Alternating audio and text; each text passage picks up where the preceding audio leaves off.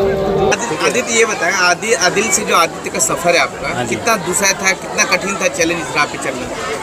देखिए सर, आप आदिल से आदि क्यों बने? हाँ, मैं उसकी वजह बताता हूँ। मुस्लिम धर्म में क्या होता है, मतलब बचपन से बड़ा, छोटे से बड़ा कर दिया जाए, उसके बाद उसी जीव जंतु को छोटे से बड़ा करने के बाद उसी को काट के खाया जाए। तो ये सारी चीज़ें मुझे बचपन से जमती नहीं थी, जो कि मुझे अच्छा नहीं लगता था।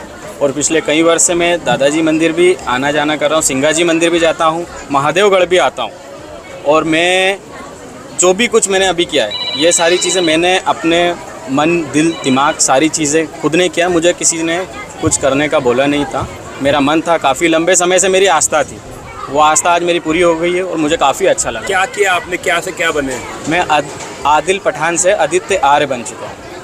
आपके परिवार ने इसको लेकर के किसी आपत्ति? परिवार से तो सर मैं पिछले 8 साल 10 साल से घर से बाहर हूँ, और यहाँ तक कि मेरे पिताजी ने पेपर के माध्यम से मतलब प्रेस विज्ञप्ति दे करके उन्होंने ये कह दिया कि ये मेरी औलाद नहीं है। तो फिर सर, जब मैंने 4 साल प्रयास किया कि मेरे पिताजी मुझे पुनः वापस घर बुला लें, पर उन्होंने नहीं बुलाया।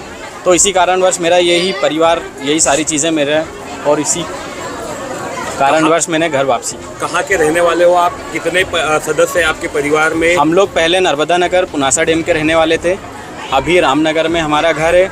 परिवार में हम लोग पहली मम्मी से 2 भाई हैं और सेकंड मम्मी से 2 भाई हैं। मेरी मम्मी एक्सपायर हो गई है जब मैं 15 महीने का था। और लगभग यही सारी चीज़ों के चलते हुए सौतेली माँ का ध्यान नहीं रखना, उल्टी चीज़ें सीधी चीज़ें करना, और मुस्लिम धर्म तो मेरे को काफ़ी लंबे समय से मतलब पसंद ही नहीं था।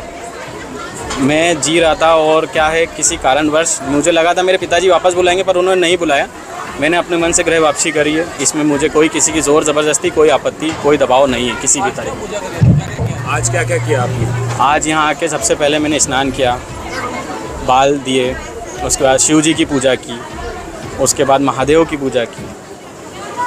अच्छा, मुंडन क्यों कराया आपने? जो बाल गृह वापसी हुई है ना, तो इसमें ये चीज़ तो ज़रूरी है ना सर। भाई साहब, आज किस तरह का महादेवगढ़ में जो है एक काम हुआ है, कार्य हुआ है, क्या कहेंगे? देखिए, ये खंडवा का अति प्राचीन और चमत्कारी मंदिर महादेवगढ़ है। ये आदिल जी जो है, ये कल रात्रि को ही इनका यहाँ पर आना हुआ। दर्शन के लिए ये आए थे, और दर्शन के बाद ये फूट फूट कर रो रहे थे। मैंने इनसे पूछा, भाई क्या बात है? तो इन्होंने बताया कि आदिल नाम है मेरा, और मुझे स्वप्न में भी महादेव आते रहते हैं, और मैं बचपन से ही सनातन धर्म से, हिंदू धर्म से प्रेरित हूँ। क्योंकि मुझे मेरे धर्म में जो हिंसा होती है और मेरे धर्म में जो अन्य धर्मों का अनादर सिखाया जाता है, उससे मैं काफ़ी व्यथित हूँ। और मैं बाल्यकाल से ही हिंदू धर्म से प्रेरित हूँ, और मैं दादा दरबार मंदिर भी नियमित कई वर्षों से आता जाता हूँ। तो मेरी यह इच्छा है भाई साहब कि मेरी घर वापसी करवाई जाए। मैंने बोला, चिंता मत कर बेटा, तू भोले के द्वार पे आ गया है और रोने की कोई आवश्यकता नहीं है। अगर तुझे ऐसा लग रहा है कि घर वापसी में ही तेरा कल्याण है, तो तेरा कल्याण होगा। आज सुबह ये विधिवत नोटरी के पास गए, इन्होंने नोटरी करवाई कि मैं हिंदू धर्म में आना चाहता हूँ। ये कल रात को यहाँ हमारे पंडित जी अश्विन जी से आदित्य का नाम लेके गए, उस नाम से इन्होंने नोटरी करवाई, और आज विधि विधान से अपना प्रायश्चित कर्म पूरा करके इन्होंने सनातन धर्म में महादेवगढ़ के भोलेनाथ के श्री चरणों में, मैं महादेवगढ़ के दरबार में अपनी घर वापसी की है। अब ये आदिल नहीं, आज से ये आदित्य कहलाए जाएंगे।